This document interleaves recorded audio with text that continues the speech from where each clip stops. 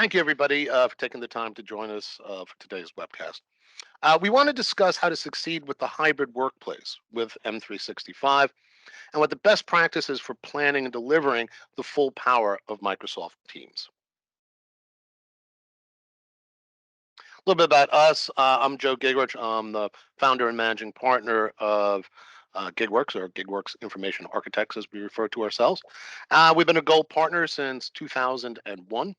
And we're a high touch boutique firm. We work with some of the largest enterprise companies in the world and have high regard throughout the Microsoft community for our abilities to deploy agile, modern, state of the possible solutions that really focus on a user friendly approach to everything we do. Technology is not of any high use if your end users can't use it, right? And so the user experience is absolutely tantamount to all the work that we bring to our clients. And with that, through our trusted methodology, we bring people and information together and help our clients drive the full value of their existing M365 investment. So during this webcast, we're going to discuss the challenge of hybrid and its deployment, understanding the possible with Teams and M365. Again, it's always the state of the possible that one really needs to look at when developing solutions. What it means to choose the right partner. Obviously, we think we are the right partner, but there's qualifications that we think are just applicable to anybody out there in the ecosystem. How you get started with planning. Planning is everything, and it begins with use cases. I'll get into this in a little bit as we go, but without a plan, there's no solution. Understanding the licensing. So, there's a lot of choices with Microsoft and licensing. You can mix and match and the like. Understanding which set of licenses for which users can really impact your bottom line. And that's something that we help our clients do as well. And something which we think we're particularly good at and get praise in the industry for is our agile project management. And with that, being able to manage to a budget. In certain respects, they walk hand in glove together. And then, of course, how do you drive adoption and success with the solution? So, obviously, the pandemic has changed quite a bit out there in the way companies work and what your employees expect. So, today, there's more than 270 million people who rely on Teams as part of the hybrid work model in the companies that they work for. And over 50% of organizations have standardized in Teams. Um, Zoom was out there as well, but Teams, we really do believe, like everything else with Microsoft, is designed for the enterprise. So working within a hybrid model has a lot of challenges, and your remote workers can find themselves being unseen and unheard. Going in person into the shop, if you will, tends to be more inclusive, but it's not equipped to run effective hybrid meetings. So some people are in the office and some people are at home, right? So last year's Work Trend Index said that 73% of employees want the option to continue to work remotely. However, 67% want more in person. And so how do you thread that knot? And it is hybrid. 2 days in the shop or in at work, a few days at home. And how you make this consistent when people are coming in and out of the office, working swing schedules, if you will, that is a challenge that we believe we know how to address. And so weekly time spent in meetings has increased 250% since March of 2020 because everything has become meeting driven. And even when we had our own physical offices, we're fully remote, we ended up working at our desk so we could work on Teams so we could collaborate. So that paradigm we've lived and have lived for several years. And so with that, meetings are shorter, they're tighter, the agendas are more focused. And with that, and so more than 50% of hybrid workers are considering or would desire to go fully remote in the year ahead. Um, See what happens with that. There's a lot of reasons to have true hybrid of on-prem. But again, the mix and the match, the blend of the two is essential for success. So what's possible with Teams and working remotely? So the product itself, I'm sure most of you are familiar with it at this point.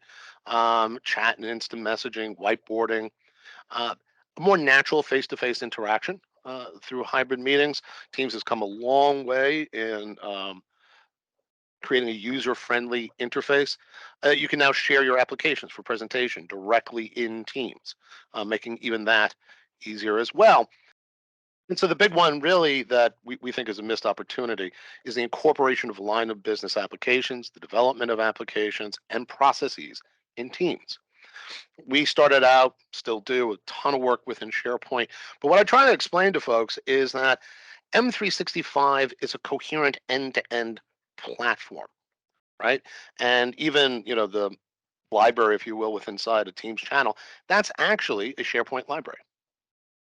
And so if you have Power BI reports, may be appropriate and most easily worked with, if you will, out of a departmental SharePoint site. But you can also surface those Power BI reports directly inside Teams. The ability to run workflows across this stack using Teams as a central hub, but taking advantage and fully incorporating all this other rich capability that exists within SharePoint, Power BI, and Power Automate, and surfacing it inside Teams when appropriate, and keeping it in other systems where it's more appropriate there. It's understanding how to incorporate these applications and processes and expose them to the correct user experience without creating yet more silos and, in fact, getting a much more coherent solution. And so choosing the right partner. Obviously, we're going to advocate our own expertise and value to our customers. But the thing about choosing the right partner is really, and it's sort of at the core of the Agile methodology and messaging, if you will. There's one project, there's one team, and IT departments, they're putting out fires all day and night, and it's next to impossible for an IT department to stay up to date on all the different features and offerings which continue to evolve at a very rapid fire rate. So one of the things you want. So what are the things you want to consider? Um, Expertise, right, and experience. How long has this company been doing it? How long has this team been together?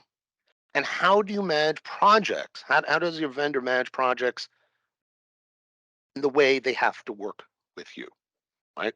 Um, Management of those projects requires that you're working with the IT department, with your end users, and with that, have a hyper focus to drive adoption and to maintain that time and budget. And so, hence our adage, it's really one project and one team, regardless of where the paycheck comes from. And it's those three primary constituents that your vendor is an integral part of, right? The vendor, but most important, the customer and the product owner in IT, and then the business owner who is getting value from the solution that's being developed collectively.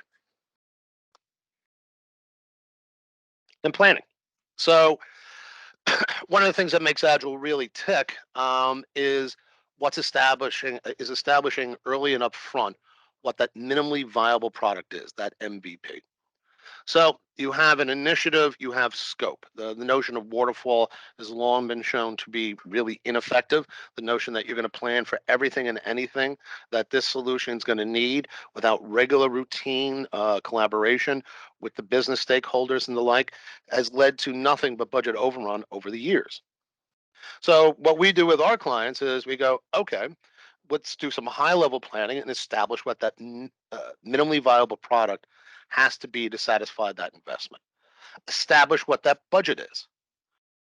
Then start doing more and more detailed use cases and scoping, all the while keeping a sharp eye to that budget. And as I put it, horse trading. You're going along, you go, actually, this feature is less important, or there's a more efficient way to do it, or we don't want to pay for something highly custom. We're better off using this out of the box because we'd like to swap out one thing for another or expand the capability of the solution in one direction and put on the table for a second round some other features. So high level planning to detailed planning throughout an agile process on a regular series of sprints where all sides are interacting. This is what's required to have um, a successful solution and a successful solution running in teams. It's all the same. And so when you do everything in sprints, You don't have to have endless meetings and months of process up front. You keep and tailor everything once a week. We get together, an hour, review that solution, but continue to move progress and develop the solution downstream in a way, again, that preserves budget, involves all members of the team, and gets the job done. So, what's a big part of this? It's licensing. And there are a lot of different ways you can license a Microsoft product. Everything from we're buying an E5 for the entire organization, or we have a subset of people who work in a smaller end of the bank who really just need the most basic aspects of licensing. So this is something that we do help our clients with, and how we do Agile. It's iterative. You plan, build, review, plan, build, review. And it's an ongoing collaboration between the end user, the vendor, and the product owners inside IT. And this makes that management to budget much easier. You don't find yourself going down a rabbit hole, only having to dig yourself out later on. You can identify any scope creep, any change in direction that you need and want to manage on an almost weekly basis. And this has been very successful for ourselves and, most importantly, our customers. And driving user adoption. Build it and they won't come. Build it in a way that's intuitive, that solves their problem from a business perspective, but makes it a usable solution. You can't solve a business problem and expect an end user to buy into it, if you will, if you've made their job harder just navigating that application. And so, again, bringing back Agile, if there's regular touch with that collective team, people go, oh no, that doesn't make sense, and I need to go here. And you can continually refine that user experience. And one of the things that we really excel at is the modern UI. We've done some really great work around SPFX, custom application development. This is all part of your toolkit these days. And with that, you can drive a modern and intuitive user interface and experience. So working with GigWorks, various programs we have and ways to engage our clients. For one, on all of our projects of any substance, we encourage and supply what we refer to as a playbook. Right. So the playbook is specific to the project, but we also have programs where, in a very short order, a short engagement, we can create a playbook that's just based upon what you own in M365 and in the context of your greater ambitions. And then, again, specific playbooks for solutions as they're developed. Our Microsoft 365 workshop has also been very successful. We've been running workshops of one form or another for over 20 years. And what's really powerful about it is, going back to that earlier comment, an earlier slide, IT departments only have so much time in the day. You'll get conflicting information. You should use Teams for everything, OneDrive for everything, SharePoint. No, you should use it where it's applicable.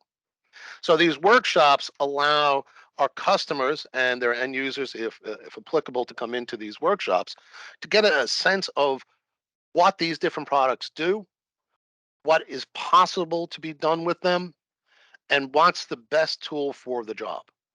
And these run in short order. We do them 2-hour segments, do it across a week or whatever. But this has been very successful for everybody involved. And then premium advisory services. So advisory services are our experts on demand to work with your team. Many of our clients, especially after initial engagements, will roll into a support plan, if you will, on advisory, but it's not just specific to the solution. If the department is saying, hey, we wanted to try this new feature, there are 3 approaches, which way should we go? Well, our team will help you plan that, architect it, as well as just roll out a full solution as appropriate. And then there's the Microsoft Teams content portal. This is another one of our programs, which is to really focus on Teams itself as a way to distribute, secure, and govern content across the company. One of the things that's great about easy to use products is they're easy to use, and what's awful about them is they're easy to use. And so governance becomes a real issue if you don't plan for this very proactively, very aggressively upfront. So with that, questions, please type them into the Teams chat, and we look forward to speaking with you again. This is part of a whole series we're doing around Power BI and M365, Power Automate, and SharePoint, continuing to explore the various use and value and approach to tapping into the great value of these different components of M365. I'm Joe Gigrich, and thank you again for attending today's webcast.